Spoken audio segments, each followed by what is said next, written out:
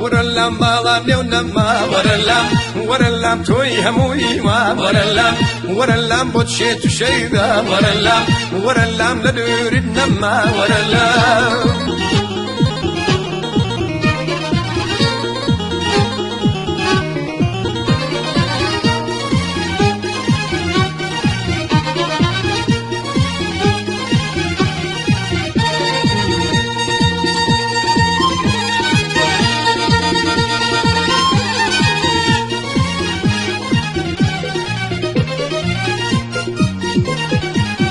ورلام فرياتم ورلام شاول رقاتم ورلام كشتاي بلاتم ورلام ملولوماتم ببيتهم ملولوماتم ورلام الله ونما ورلام توي مويما ورلام بوتشت شيدا ورلام لدور النما ورلام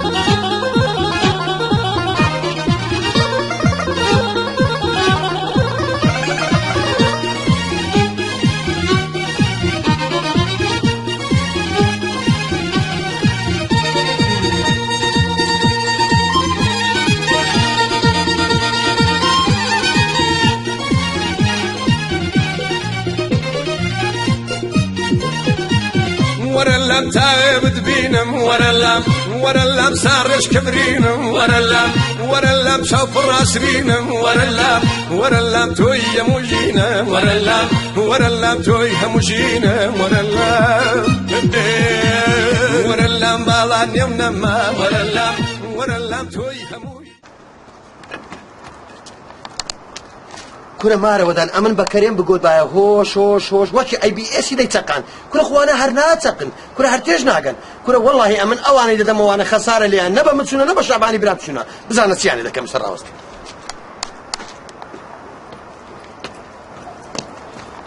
برسالة كراتي مبلوك مسام بلوكي لك خوينا كركوسة يا باشا اتو ديت هاتي توشي مشكلك ما عندك با قرآن هندق نصيحتي هكا بزانه وحيوانانا خو نصيحتي جوار ناقرب 50,000 راوستا ورا خواري ورا دانيشا داش دانيشي حيوان دانه الا توشي مشكلك ما بكر اما بحازي جاي لنا كلو كربوتسي دانه مشكلة انت بردا بقرآن يا هوردي انت كم يا هورد بدك انا بردا نصحتي وناقله وانا ايش نصحتي انا مو ناقلت يا رجل هاتي بلي يا ابراهيم انا باير بتش شو نصحتي شو ورقم كل ابراهيم بالتفاهم خمشتك بشر نابين يا خرجوا بالتفاهم قيشت السر ما عندي مش بزر هذا جايين السربانه بيزان سقادر ما يبرد بيني وبيني وكربسي بيني هذا تو هلا بشر يا لا حول ولا قوة الا بالله انت ما شعباني برو خوانه توازن بينا خمس فاده كل ابراهيم وشتو عيب لي بيت الحاش حازي دني سمشين هندك بيك وصل مع الاسبوع شرم حياه بخونياتو دبر واسم لي بينا قصي شعبان دينا وصل من قصي صاحب خاني دينا وصل من قصي علي عزيز دينا وصل من كل تخمي بيستيا اوسكو كلا صار من داران اوسكو كان تخمي بيس او زاب قصبه من دار كوراني كل نقول انه تشخوت انا دي تهريتين بنو حق اسبوع هذا كان كل شابري بي خدي دي اعطوا دريش كل شرم حياه بخونيه بو قران او انا نقول خل ده خساره او اذا ده نقول ده خساره اي بشر تعب خو بيدن قصي خش ديني وصلي باشا زارج النبي وهاب كان ايش تاج عنده حمود امبرو تعداد ودي خلاص يلا كرت نبكن داي هزني بين عم مصري والله لا حميه بتسكتي هزا مريش سينيا هذه لو قطية نازا يا قطية سينيا شمولية لا هذه سينيا براستا براسي براسي ماسي مريا سيري يتشيرين أتبالا ماسي بزني شي جبت بلوكم لو نايدي بلوكم شي بينا شي جب لو انت دكتور عمري اخوي كرديا ما خوشي من جاري خوم نديتيا شو كاكم سنين هاي تجوري يلا تبي بلا ولا لا عادك جار مودي انا ابو رجل ولا قد صغاري فتكو انا عمر رجل هذه أنا ورجنا بداكتان عمري خواي كردي من خوشم لجاني قوم ديتيها باش داكتان نقول ستان من كرديها داكتان ببوا خاك خور لو ماري هذه لبا تصوت صار شوش تخمي مرت عمري خواي كرد هذه تخمي لو من شو السنية كورا بابا أي هوار أو كوتانا لا دليل كورا كتر صارع بابا أو كوي صالي مودركي سير كوي صاليا سيا كوي صالي مودركي صدورتش صالع كوري لك ها نانا ترى كوي صالي مودركي تقول لك ما تكلمني لك قصدك سير هسه دارك منو بينا لا تنش تمتعنا ولا ليه قري دارك لا تنش بناية تدوش ليه قري هذه زانا كوتراني كوبرت كرديا ما عدل وجه هليكوبتر إلى سرمانا زوان شيء وقت كورة بملوخري هذا دقيق دنوم دقيق بقى قامين إيه أو دليل بارانا أو بارانا هسه شيء مسويانه بيناسنا بابا بارانية وحرامية بيسام حرامة سيبا حرامة العمر وأمزان فطالة حرامة حرامة يوه راسه حرامة أدينا نادر تقلنا باري والله يوه أري والله ناو مالي ما تخيل ده باري أري والله شكرا هوا سير زديقة سير نسكا سير كل زيقتين سير كل زيقتين فتاني وتسوتي أنا والله كنت أحسس وش جميلة زيقتين صار عيدي صار كل صار معك جزوبة معي دمتي كل صالح كتر كل كتر وجهنا كل مرة كل برو كوتانا بده بربر دارلكم نيل كوتاك بس عاجبني مني كل صالح كتر راصلهم أواتم أنا بخواه نبي أوزار النصر شو هابني واسمه زور خوش بيته شعبان بلا ما عندي نبي أهلا بخير بي شعبان بارمارت بيناوي أمن؟ اه براتي ما تبغى خد بيزناري من قرداري بمنيش داري بارت بيناوي أنا ولا هيتسن بيناوي برام أيديش دمو بقرنيا قرقردي خواردي أبرا برانيا دمو تاو برا برانيا پێشینیان بەلاژ نایان گۆتیە برا بەس بایەحی جودایە برام ئەدی ناوەڵ هیچ پارەم نایە وازم لێبینەوە تاوە لە خۆم باو نەسەیتەوە کەمەتی مە تو دوازم لێبینە أتو استزايم من بس لتودا باريمو بري كوتركم ليك تماري علي أزياء أو كوتري زار دي زقني لسب لحسباني بردا بس اللي دوكان لا هدف في داهو لا والله أو كوترك يجي قريس سرت أو براس أو والله لا براس أنا بس سري باب نماري علي أزياء يا ما تيك مدير تسمي مو شر بيستابت مكني بيدرم أو كوترا يكسر سري ببرنا ده وصال حوشي لو تواو سرت خير ده يتنا تدري برد أبرو هم سلم ستا هندي زقني السلم صاحب يو فايل أنا ملوي على كوتر بزوي تماري شيء كرد عبرا شرط بي بتسم بيبرا شرط بي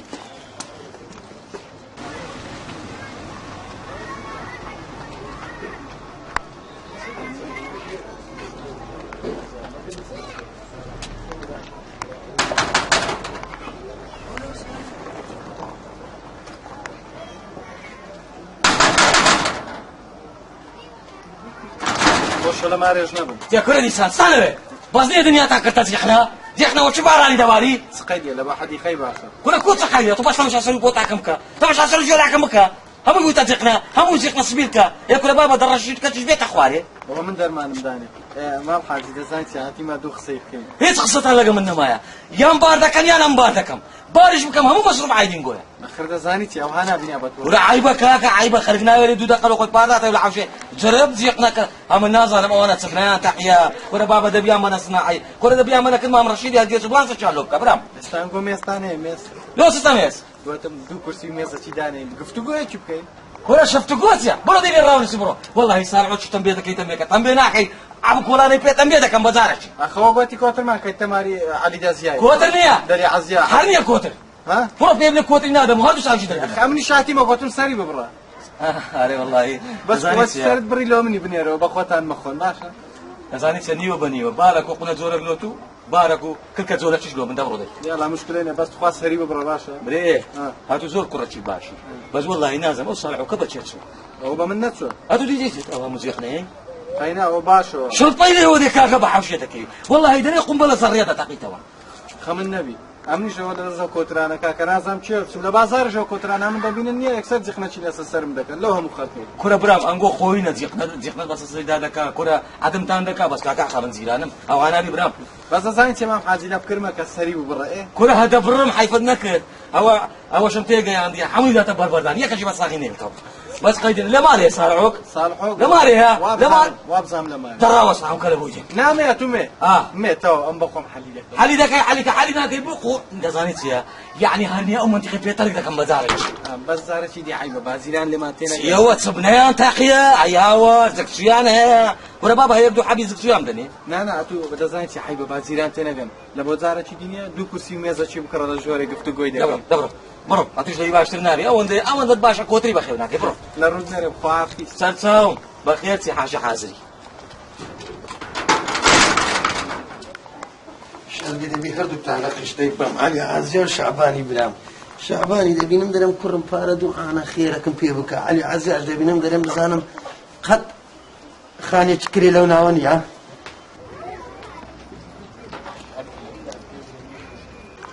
رورا قوتم خيركم بيناك ايه خير سيدا خيرت بيدكم خيرك سيا صاحبي دوازده قلازم خير دقاتي صاحبي دوازده قلازي سيدا دبرو برو بقر معي هو كوناس توي دبرو برو ماري عيبه دروزواز بينت سيو مردا شكلو حاري باشتر مردا داس کس ناکەیت مردا دەست چێ دەکەوێت مردا دوازدە مێردم کردی سەری هەمیانم خواردیە کورە بزانە کراشی پەڕۆینیشی لەبەرە ئیلای تەوێلە ئەو لایە دەڕۆزەش دەکا بەس ژنک و کراشی لەبەر دەکا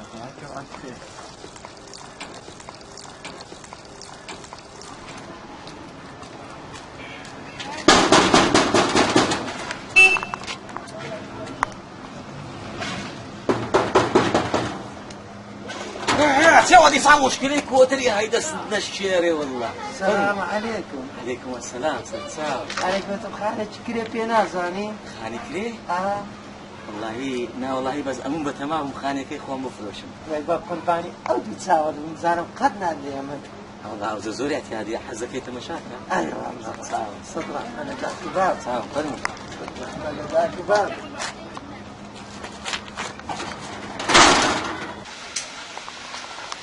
فرمو ماري خوتم ساحر ماري هاي هو شباب دي صار مشتري مشتري انا هو شباب برتا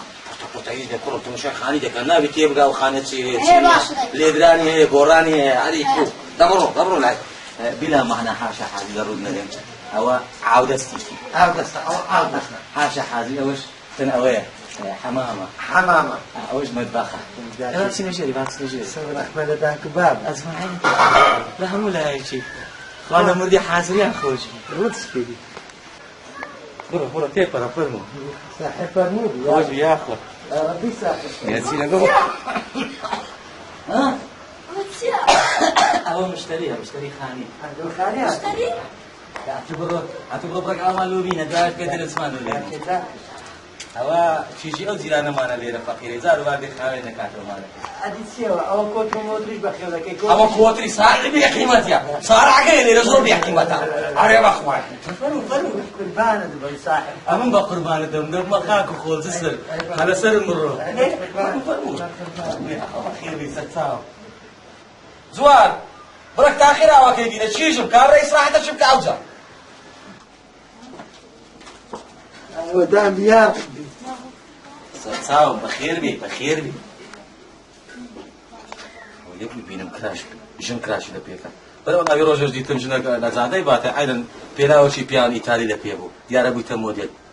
بوني كراش سنفوش يا خو بخير بي والله اودان كردوا ام باب سمبرك ريعي لخوم بونزي خنا مريدي باشا جيخنا يسارعوا شي دنيا خاع كردي بزار شي كاودي كذا ما تقامو خصب دكا يا خو بخير بي اودان كرد يا خو وكراش انا جو هاد بكنا خد لو ليه سلام خو بخير هذا ريعو كتي لخوم درمني ولا مرتين يا تسمير من سداني بوقرب خاوية تتموز يقين لي انتو ايش تسوون بابا ايش مشكلة خبوه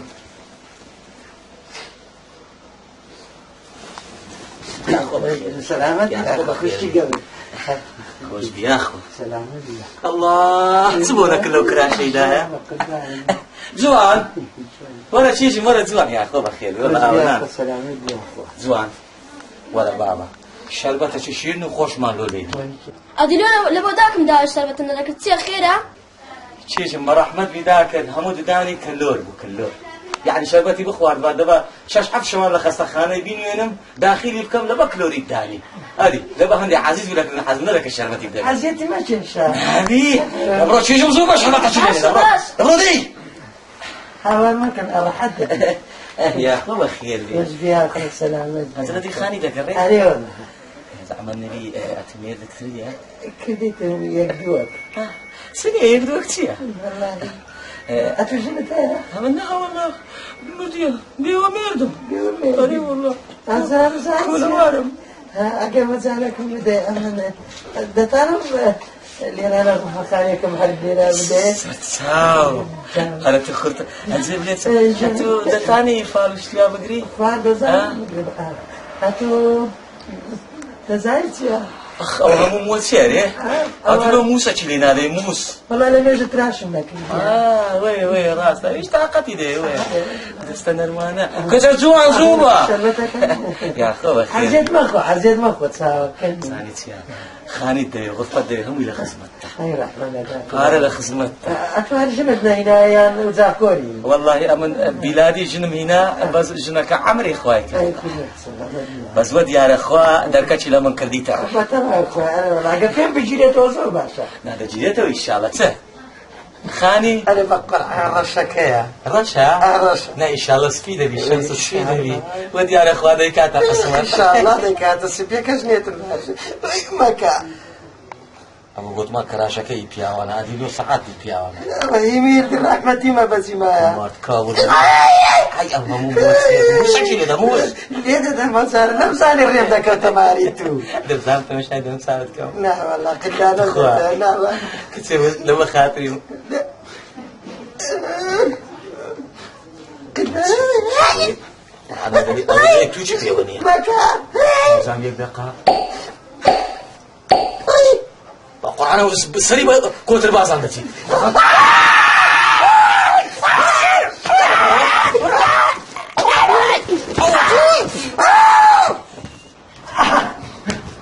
أهو كنت ما بتبخوها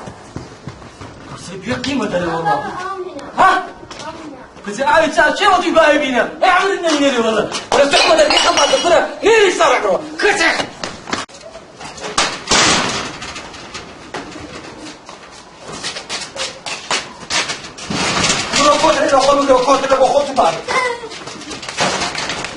ورا كوتري قيمة ده والله لو كنت قوم يموتكم في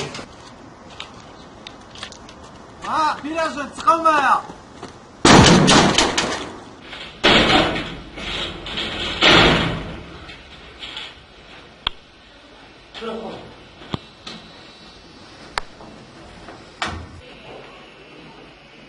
السلام عليكم وعليكم السلام ما حاجكوي والسلامة بي بخير بي سموها بخوافت فاتة باشته ما حاجي او شقري هانبوها بس خداش مدار على جوال مني دا بس قينا مشكلة نية درمانة أنا براس او تصور بينو ما شاء الله وكل اللي داري قلت ويوم كفوني كلي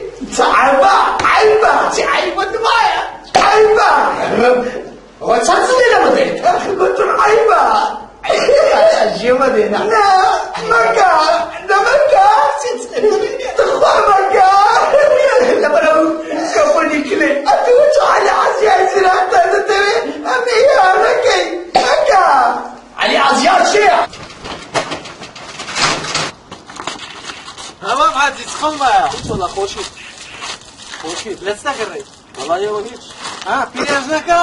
بيريزنكا تساوي ماري خلاص التيم لنا عالم ايش خويت صالح كده في المدينه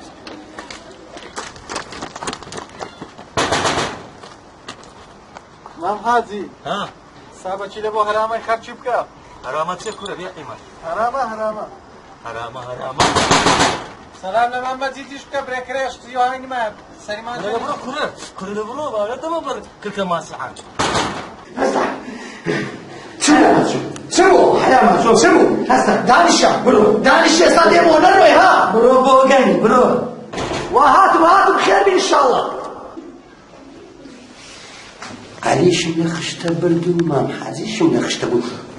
هرجع او على ما يدري شري لا واسطة وهاتوا خير ان شاء الله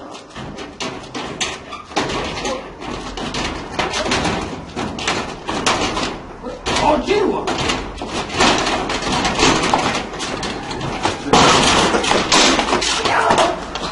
ما حاضر اول سنه كان لو جينا بيتوها لا ولا جيروا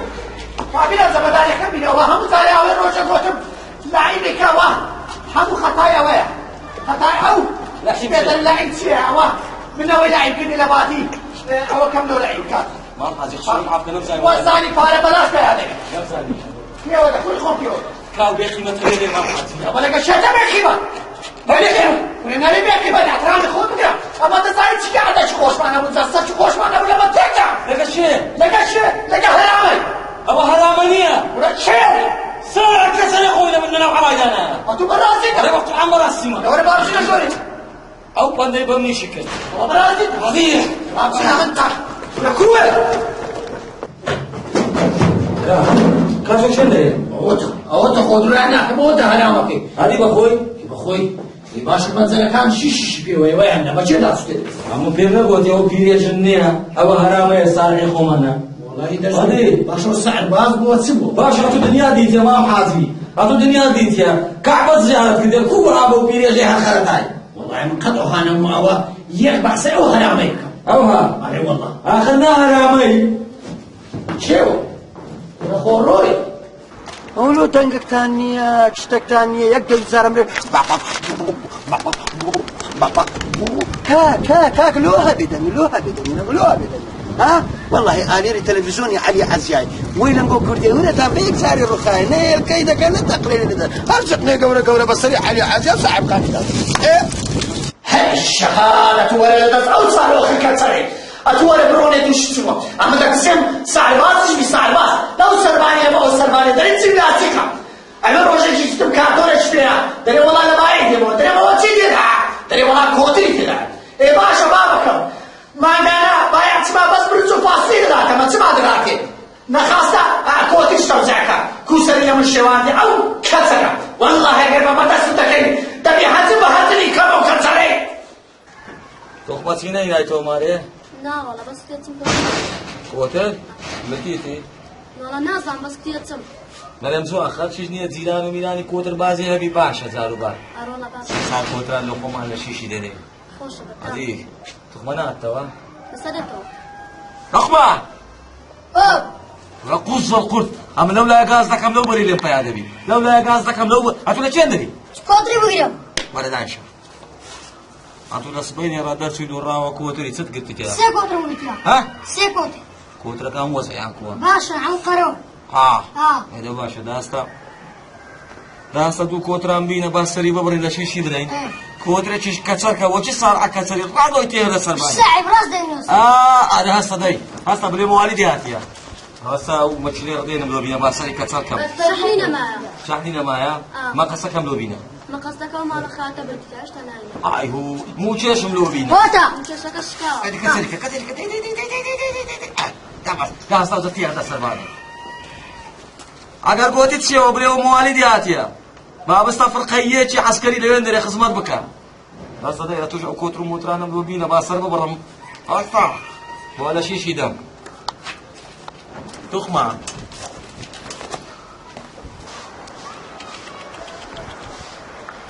هتا صاحبي او كاريتي بم او علي تلفزيون بم او علي عزياي بم يكوتري من تقليل هذا والله بيشتري لنا هوري تقليل انت اصلا بس تقليل هذا ما عرفت خرانه بي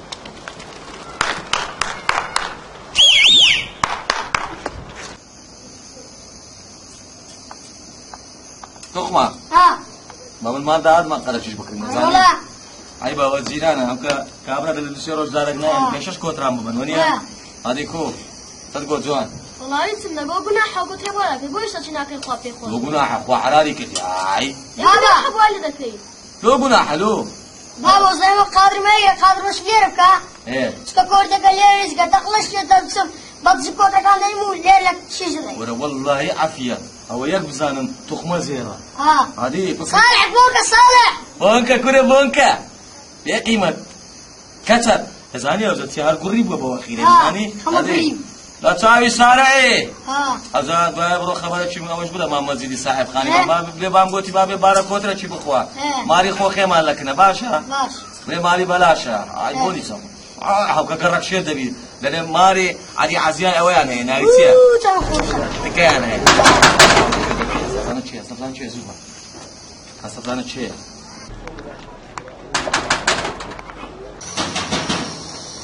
أيوه خوش أبوني خوشة والله قناعة السلام عليكم تساو جيم لبونا شي ولا عاو شيء قلت ما حيبه ديالش تش صور ذكنو مالي أو كودري صور ذكينا قلت ما تسمع مش بس داري ولا داشة ولا سرساو ما خير لي أو همولة تساوي صالحي براتا ولا ماشي صور ذكنو والله تقريبا دوسي دخل بيبي وش ما هذا امريكا كوترسيو ولا كوتر هذا بريتس هل سيرة ما بيراني هذا برشي هذه اخذتها مكان عندي هذه تخمة كوتر كذي تسلك أنا قفزة لا حصلوتي هذا أصلا لو في صور ذكنو عيبه لو قناعة ما يشوف ما كان قلنا آخر هو هات كفيدة كم هات كفيدة هو كوتري شم كسر كردي ده بياوي دنجنة هذه وهات كفيدة كم هاتك باب زاني أمر حدي عزيامة بتواوي صدق وجوه باب لا خوتان كوتر مساوات انا كوتر باش نصور حياتك أشياء ما يلوم لنا هلا زوالي فقير هيز نازل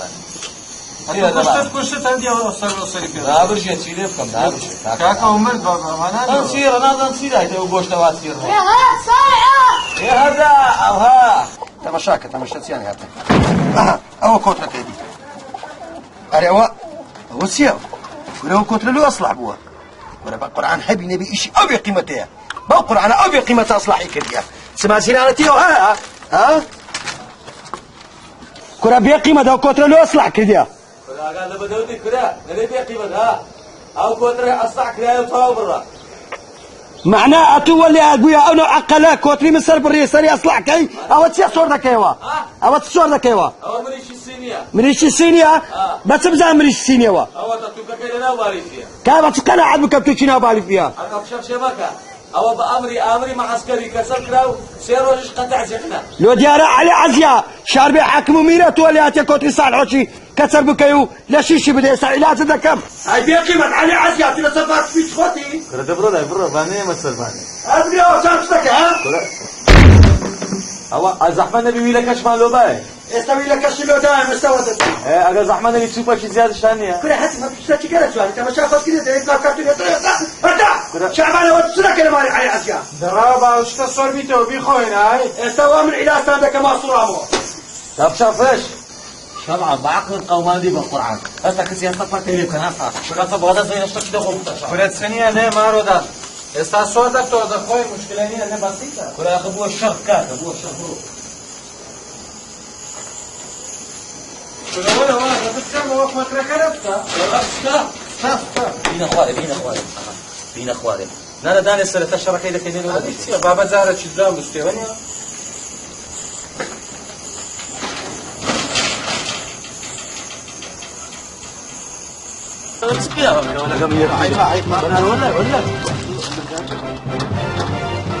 سمعت يا وقع عزيا قلت هو كوتري من اخواتي ها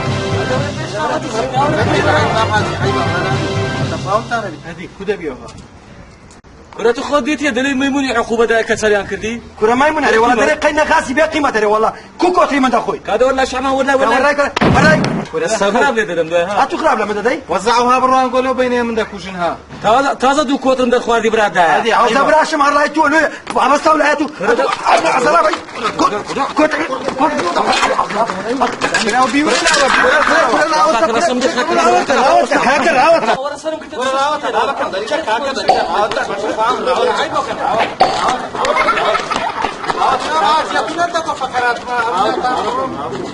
أنا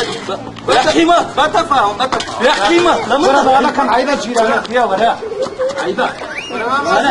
ولا بخاف في تنبا يا بشان ده سرك بني لك سنشلو ما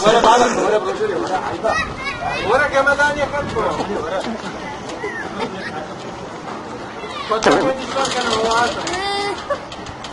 كوري ورا ما حاجي ورا قمدانية كتبو قمداني ولا ركتيا عادي أخو ترميت يلا دستيما هاتي ما نوع كوتر بازا بيفشف شدك ورا كراشة كتبو ورا دي كاش خم تو برا قوري وكوري ورا بابشين حتى كم كين بابشين أو أنا بيجيران تيا وشرو هراوتك دادانو حيبة حياتان شو كاك محمد بخوينا نص الحوق بجوي من دكاتن نما حاجة علي دعيا أو دعبة أو دعبة عزيات شيء إيه دادان أنا بخويا كتشام بجوي من إيه نابي نا ما دبي بشينا قال أنا مشين تفاهم كان في كين عيبة جيران تيا وأنا عايز أبونا فيلم وقرا كي زور عيبة براستيش تجي جوانية أما شو نزعج كده وزعوا برا خلق تسيدي ناس السينما إيه ورا كاتشي من ورا كابرا لشندر ورا باشين حتى كين كاتشي من أنا قمدانية كاشينا بدو ما ورا ليك أنا ما بدو ورا بشرف مع علي عزيز هذا كله علي عزيز أبوه أو عقلا بيت الكلام البقري لسحاي خوشم ولاتي معي بلبود أم تازة دو كوتر بخار كده ما كاتشكم مرة دانش بلا شفش كاشيش بلا يدويا أنا مالي علي عزيز دانش تبوي كتري من الدخل الله تبرام وأنا أبي أقول جيران تيا عيبة ورا دانش بعد وقت يمكن باي ما ذكر بنعلد بك محمد عفوا بنعلد بالشيء هذا دانش جولا من ذي كاتشكم أنا أبي أول جيران تيا أول جيران يكن أما بيستيو منطقة ما أرجع كده إيش شو تدخل كمان تدش تدخل كده هو باش أبوه هارب أبوه يقيتان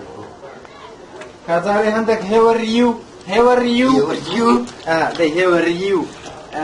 أو هنابي ما كسينما ميموني دي تتر أو خدها واتت مشامان لو كاكا تسمع عيبني لك علي عزيز لك علي عزيز دانا نشتوي كتري من الرشيد دابو زايد سنبتا مو بيتنا خوش هذه كاتشمن أمن بحكمي الرشدي أو منتخبة احترام دقري أو باش احترام ناقري بحياتي كقولي إشي تو نابمو براستي واج نابي أو قرقتان شيوان دوا تيكتان داو هم رجوا شروه راي عيب كاش خمس تباشا تو بنا شو تري شكل جارنا ساوكل كاك محمد كاك محمد كوتري من نسقيتك علي عزيز شي شيبه منها كاتش من وازا كوتر كان بين بابا كمرو تري شكل جارنا طبلا كيدي ديو شريف ترى طبل طبل والله خو ايش شي باش كاك محمد هو بسانم لقى علي عزيز ولقى شعبان كسري برامو لقى صاحب خاني خمام حازي لقى زنابت بتسم دز بايش فنيات بك إيه ده بابا كم دي ما شو ما عنده ده توتشاو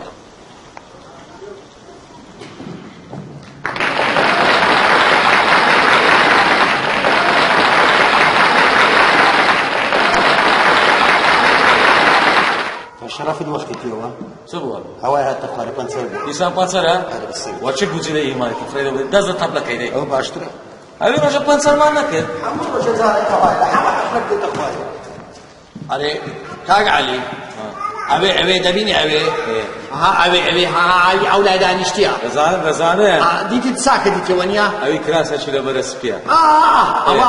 أوا مني كوشي أوا كريدو ما أجي خاني لدايتهم علي بحر كريتيد بوا أما تسمى دينو دي وحفلة خلاص يا ما عندتي بابا حفلة خلاص بيتن لا نطاع في لسه ذاك دست كده بينا عيك سد فشحيله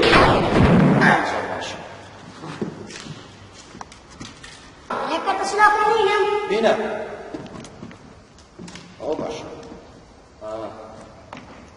زور باشا ولا برنامج قديم في جزاني سيارة زاري هيز دربو خدك بمرتها إن شاء الله قالوا أكبر ما خالي بيش كان دم بريء أول باب مرتين أدو تاج علي أبي باب سنسينا شلوي دم لا قالت أنا أبو حفلات يعني أبو شرب حياة أول سنة زبور وابي وجدان زاري هيز دربو ما خالي مو خالي خوش يستجرب أنا بابك أنا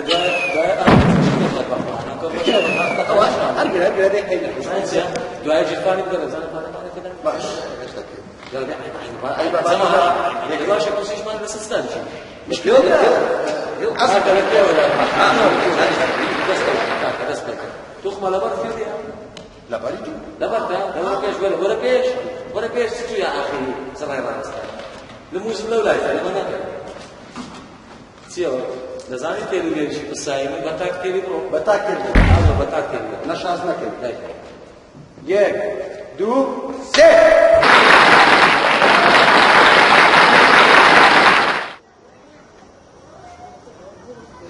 تخمة ها هواوي روجة لو بدو يوي كتي ورك بدو حازي مزيدي مازن شيرا ورا مزيد صاحب خاني من هاتي مازن بدو كتي قوتي زماني كورا ورا بدو كتي قوتي حازي كونزي ليدا برنزي سيوا مثلا تبا خبرن زين ورا هاتي مري والله خو صاحب خاني اسمه بدو شو تشتر مطيا الغاز فرمان داتا دري زود سبقام ده فرمو زانا اولادي من هيكم هستا برو پاکەتەکەم ببی هەستا سپاکەتە کورە پاک ئەو سنتان کوشی هەموو جار ناخۆمە من هەستا دەی چان زەوەرە لۆ کورە بلێ زغارە زغارە ئاڵێ بڕۆ دەی چۆن زغارە کورە بلێ زغارە ئەیوەچی ئەو نەوعی بابم نەخوا دەبڕۆ دەی جوان بابا مەوزوعەکەی حەزەکەم پێت بێ بەخۆ دەزانی باب و داک هەتا سەر لۆ کەس نامێنێ وەیان نا ئەو لۆیە توخمەشم دەکات تا ئاگای لە مەوزوعی نەبی ئەمن دەلێم سوێ دوودات و گەورە دەبی دەچێ ڕێخۆت وەیان نا معنای ئەمن پێویستیم بە پیرێژ نەچی نابی زرکەکەم لۆ بشوە شتە ساوارەکەم لۆ لێ بنێ وەیان نا ها نا کوونە بەدی ئەقابلە کەسەیە بەتەنێ بژی ئازەس دەرێتو وڵی یەک کەس بێتە ئەم ماڵێم لێ دانانیش بەزە ماڵی خاڵە نا پێی نایە نا هیچ پێی نایە پیرێژم نایە بای بام هەستا بڕۆ خوێندنی خۆت کاستا هەستا بڕۆ زەکتان بە بابتان ناسوێ و دوسێ ساڵە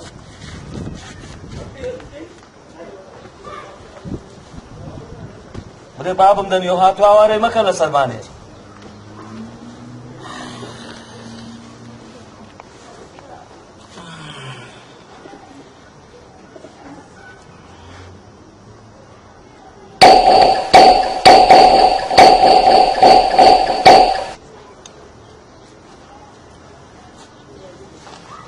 ولا بيحكي ما دري والله يزعل وكوتريا ولا صالح كسري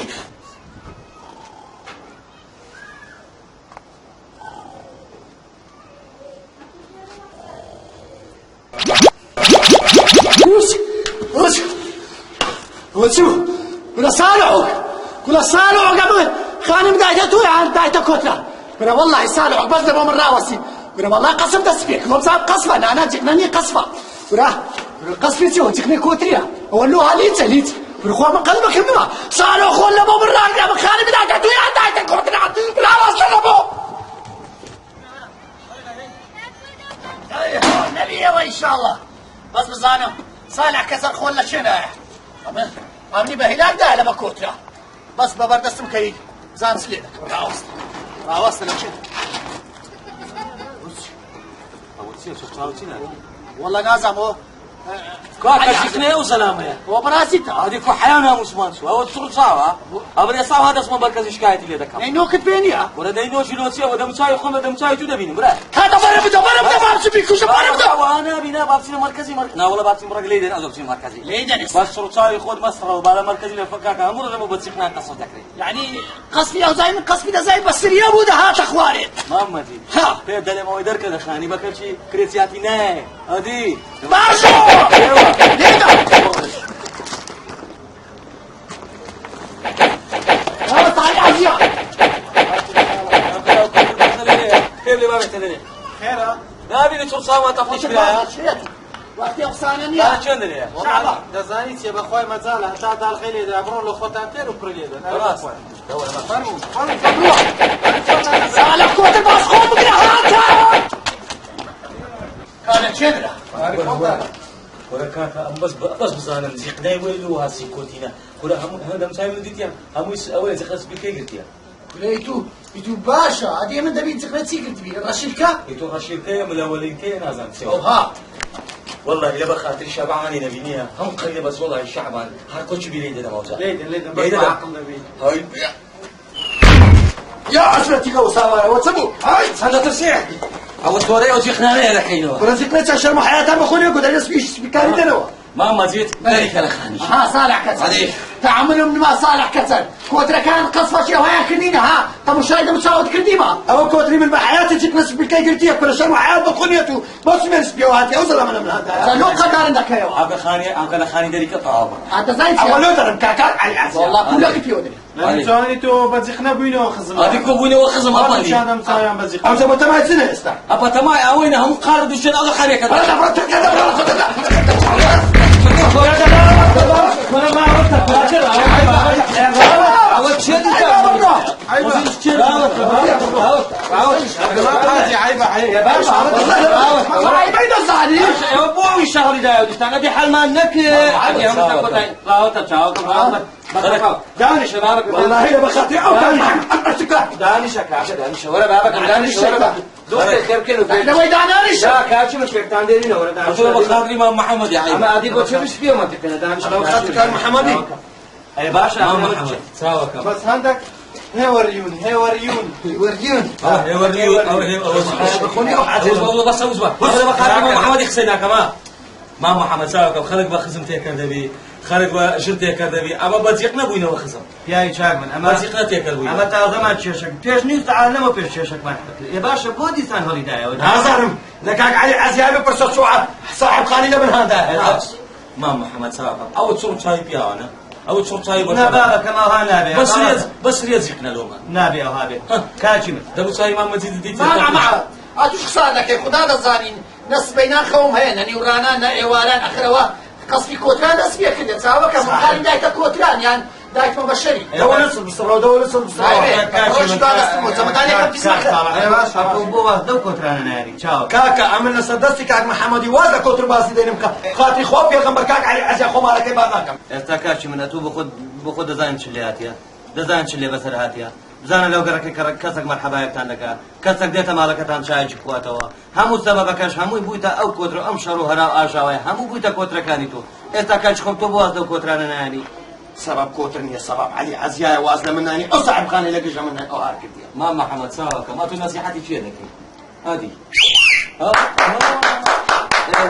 جا باشە تەمە چمان گوت تازە كورة ما محمد كوترة حما ئەتو ئەمەوان نزحەتی تۆ دەکەن واز دە کۆترەکان بێنی کاچی خۆ آخر دەزانی مشکلە چییە هاوکەوە هەر دەری دەکارە خانی هیچ مەزاری تێدا نیە ئەدی ئەمەن تاکە حسابە چلۆم نیش بکەم ئەمە کوم چینە دەرێت دێم لە چێ دانیشم زمعت